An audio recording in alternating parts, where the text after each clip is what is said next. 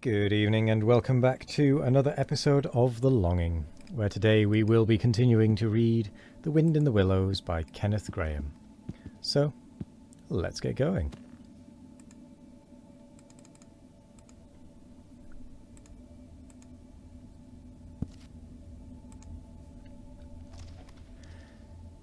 Now, it was a very comforting point in Toad's character that he was a thoroughly good-hearted animal and never minded being jawed by those who were his real friends.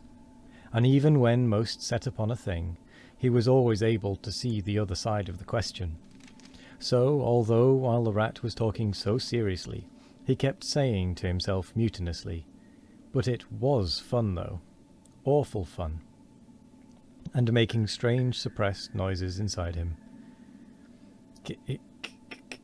And poop, and other sounds resembling stifled snorts, or the opening of soda water bottles. Yet, when the rat had quite finished, he heaved a deep sigh and said, very nicely and humbly, "Quite right, Ratty. How sound you always are. Yes, I've been a conceited old ass, I can quite see that. But now I'm going to be a good toad, and not do it any more. As for motor cars, I've not been at all so keen about them since my last ducking in that river of yours. The fact is, while I was hanging on to the edge of your hole and getting my breath, I had a sudden idea, a really brilliant idea, connected with motorboats. There, don't take on so, old chap, and stamp and upset things.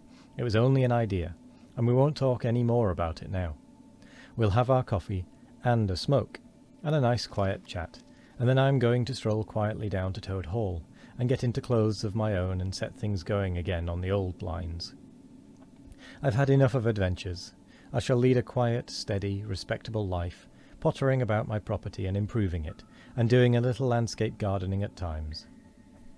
There will always be a bit of dinner for my friends when they come to see me, and I shall keep a pony chaise to jog about the country in, just as I used to in the old days.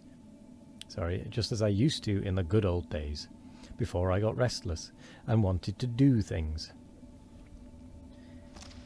"Stroll quietly down to Toad Hall?" cried the rat, greatly excited. "What are you talking about? Do you mean to say you haven't heard?" "Heard what?" said Toad, turning rather pale. "Go on, Ratty. Quick, don't spare me. What haven't I heard?" "Do you mean to tell me," shouted the rat, thumping with his little fist upon the table, "that you've heard nothing about the stoats and weasels?" "What, the wild wooders?" cried Toad, trembling in every limb. "No, not a word. What have they been doing?" "And how they've been and taken Toad Hall," continued the rat. Toad leaned his elbows on the table, and his chin on his paws, and a large tear welled up in each of his eyes, overflowed and splashed on the table. Plop, plop. "Go on, Ratty," he murmured presently. "Tell me all. The worst is over. I am an animal again. I can bear it." "When you got into that trouble of yours," said the rat, slowly and impressively. "I mean, when you disappeared from society for a time over that misunderstanding about a machine, you know." Toad merely nodded. "Well, it was a good deal talked about down here, naturally," continued the rat. "Not only along the riverside, but even in the wild wood. Animals took sides, as always happens. The river-bankers stuck up for you, and said you had been infamously treated, and there was no justice to be had in the land nowadays. But the wild wood animals said hard things, and served you right, and it was time this sort of thing was stopped. And they got very cocky and went about saying you were done for this time. You would never come back again. Never, never." Toad nodded once more, keeping silence. "That's the sort of little beasts they are," the rat went on.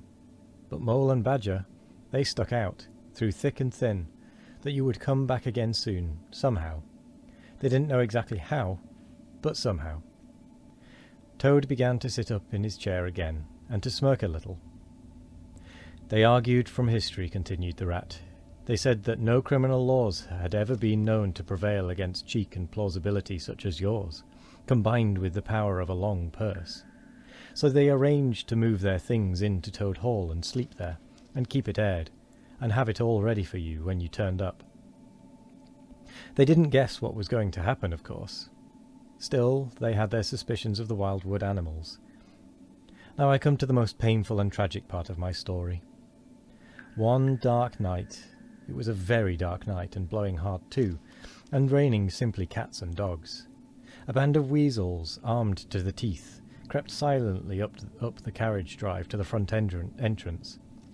Simultaneously a body of desperate ferrets, advancing through the kitchen garden, possessed themselves of the backyard and offices, while a company of skirmishing stoats who stuck at nothing occupied the conservatory and the billiard room, and held the French windows opening onto the lawn. The mole and the badger were sitting by the fire in the smoking room, telling stories and suspecting nothing, for it wasn't a night for any animals to be out in, when those bloodthirsty villains broke down the doors and rushed in upon them from every side. They made the best fight they could, but what was the good? They were unarmed and taken by surprise, and what can two animals do against hundreds? They took and beat them severely with sticks, those two poor faithful creatures, and turned them out into the cold and the wet, and with many insulting and uncalled-for remarks. Here the unfeeling Toad broke into a snigger, and then pulled himself together and tried to look particularly solemn. "And the wild wooders have been living in Toad Hall ever since," continued the Rat, "and going on simply anyhow. Lying in bed half the day, and breakfast at all hours, and the place in such a mess, I'm told, it's not fit to be seen.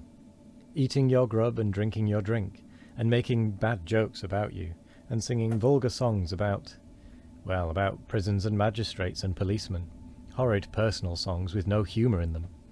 And they're telling the tradespeople and everybody that they've come to stay for good." "Oh, have they?" said Toad, getting up and seizing a stick. "I'll jolly soon see about that."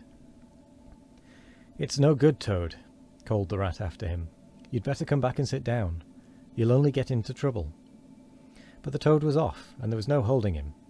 He marched rapidly down the road, his stick over his shoulder, fuming and muttering to himself in his anger, till he got near his front gate, when suddenly there popped up from behind the palings a long yellow ferret with a gun.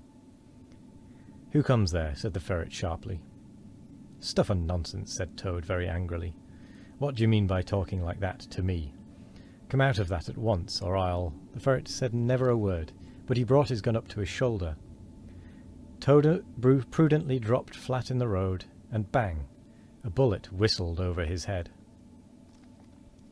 The startled Toad scrambled to his feet and scampered off down the road as hard as he could, and as he ran he heard the ferret laughing and other horrid thin little laughs taking it up and carrying on the sound. He went back, very crestfallen, and told the Water Rat. "What did I tell you?" said the Rat. "It's no good. They've got sentries posted, and they are all armed. You must just wait." Still, Toad was not inclined to give in all at once. So he got out the boat and set off rowing up the river to where the garden front of Toad Hall came down to the waterside. Arriving within sight of his old home, he rested on his oars and surveyed the land cautiously. All seemed very peaceful and deserted and quiet. He could see the whole front of Toad Hall, glowing in the evening sunshine, the pigeons settling by twos and threes along the straight line of the roof, the garden a blaze of flowers, the creek that led up to the boathouse, the little wooden bridge that crossed it, all tranquil, uninhabited, apparently waiting for his return.